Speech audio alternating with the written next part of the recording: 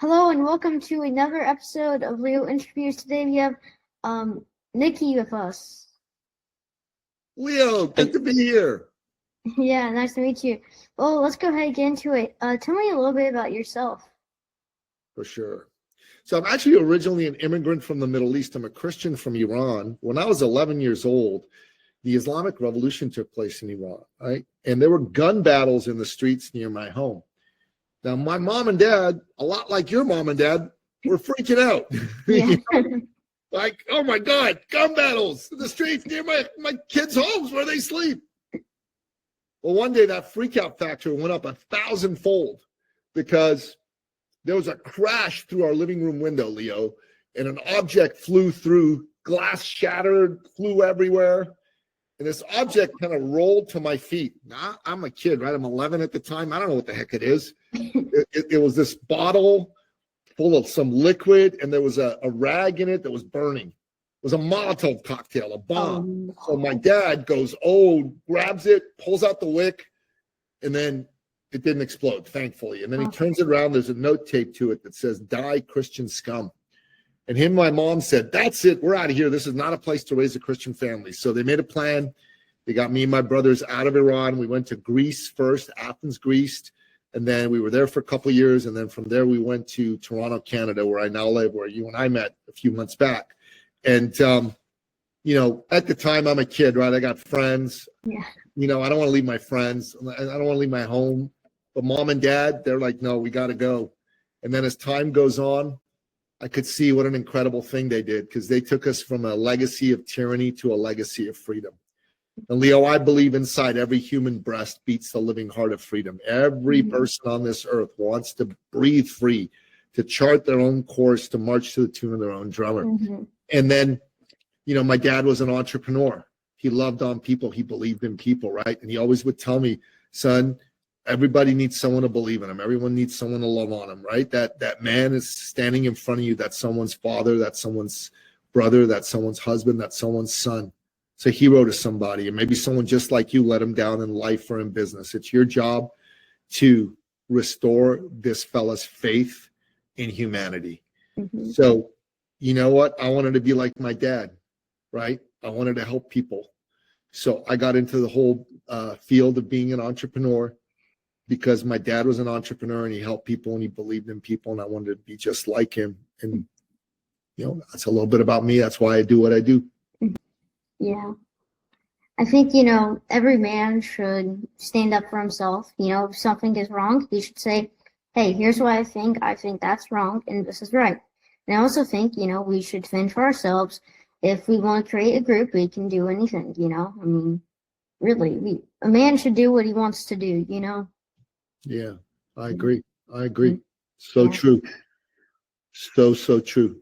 It's the truest thing a man could say. What is something you are proud of yourself for? So I've raised two sons. One of them's 19, the other's 17, and they're both total savages, right?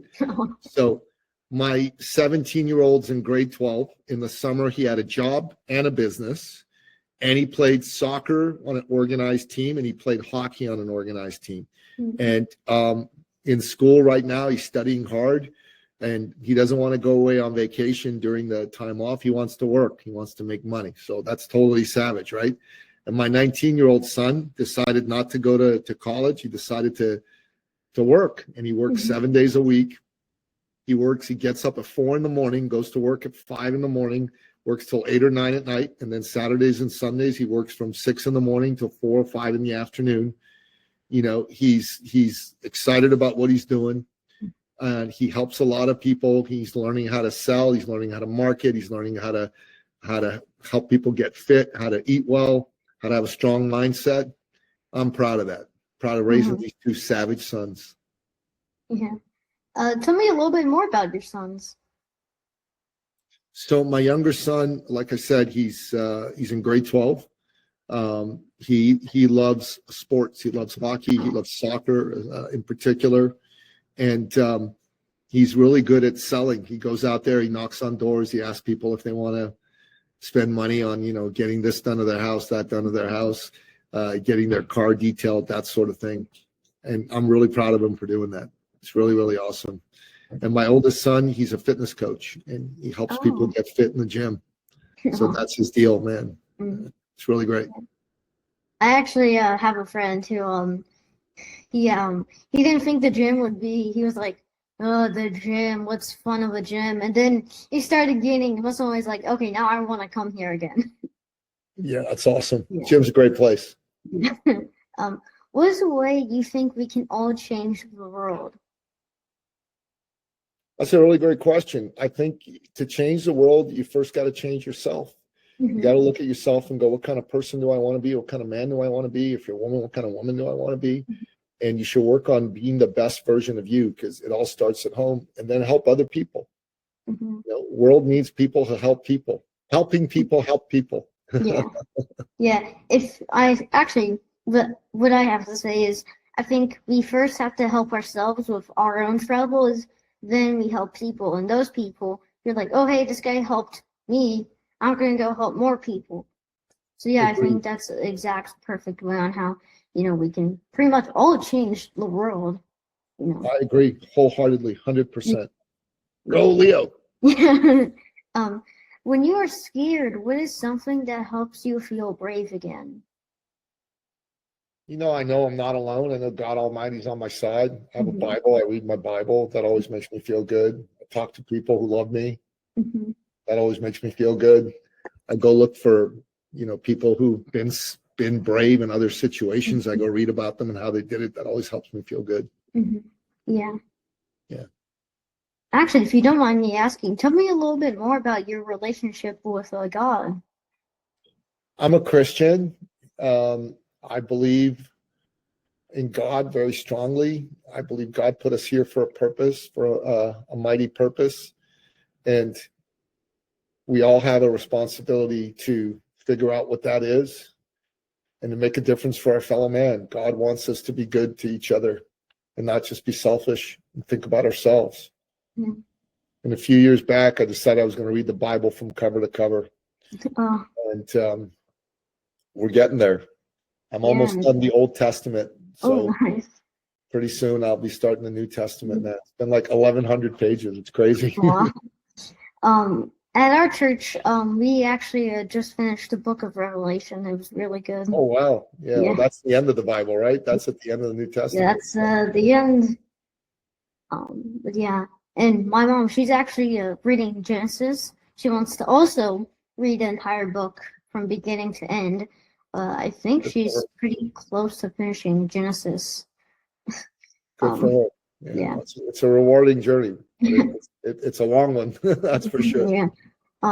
If success had a smell, would you pick your favorite smell, or would you pick like a random one?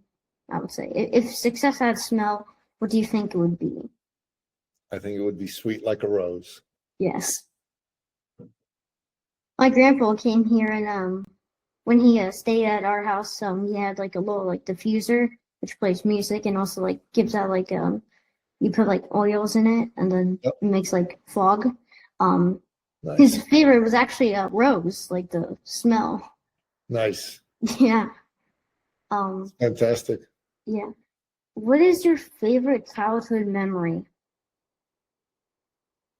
Oh man, I have so many, but going to a soccer game with my uncle is right up there. Like we were at the Asian Games, so all the nations of Asia were participating. It was in Tehran, and there was a soccer game, and he took us to it. That was the first time I went to a live sporting event, and it was fantastic. It was amazing.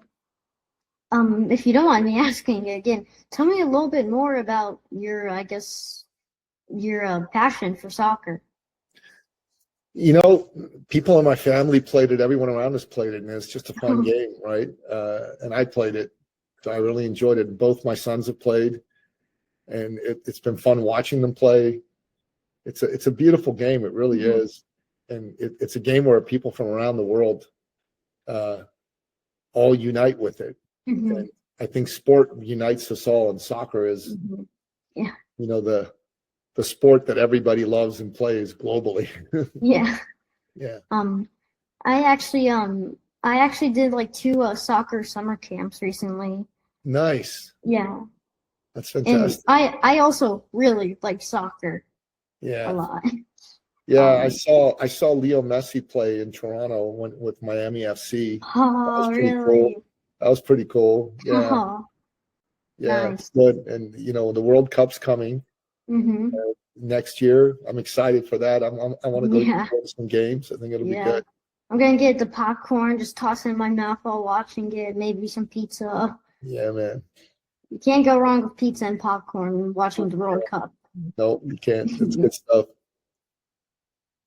Well, this is going to be the end of the podcast. But of course, like I always say, we saved the very best last question for last because it is the last question. The last question is the last question. So are you ready? I'm ready. So we have 2 questions actually that you can choose from. You can choose between question number 1 or number 2. If you had to Okay. pick, which one would you pick? Number 1. Okay, number 1 is, would you pick between Belgian chocolate or Mexican vanilla? Belgian chocolate or Mexican vanilla? Belgian chocolate. Oh, guess what? You made a very certain person happy who is currently on mute. Because if you pick Mexican vanilla, you're gonna receive an angry letter that will come in like next week. That's awesome. But the second question was, and actually, you might as well still answer it. Actually, if you had to pick between Ronaldo or Messi, which one would you pick? That's a very tough one because they're both incredible Yeah. players. Okay, so I'm not somebody who goes, oh no, one's clearly better than the other. I Yeah. mean, you could make the argument for either one, and I couldn't say no, you're Mhm. wrong, you're wrong, you're wrong. I'm just speaking for myself personally. Ronaldo's my guy. Okay. Okay. I'm currently Messi, but hey, I think Ronaldo's good. You They're know. both amazing Yes. players. But I mean, Ronaldo, Messi, Maradona, Pele, these yeah. are like the 4 greatest I know. players in history, right? Yeah. Like, hey, I don't care who you pick. I don't mind it. But Messi's just, my personal opinion. Messi's your guy. I respect that. I Yeah. respect that. Hey, everyone's different. That's just how God created us, really. Yeah.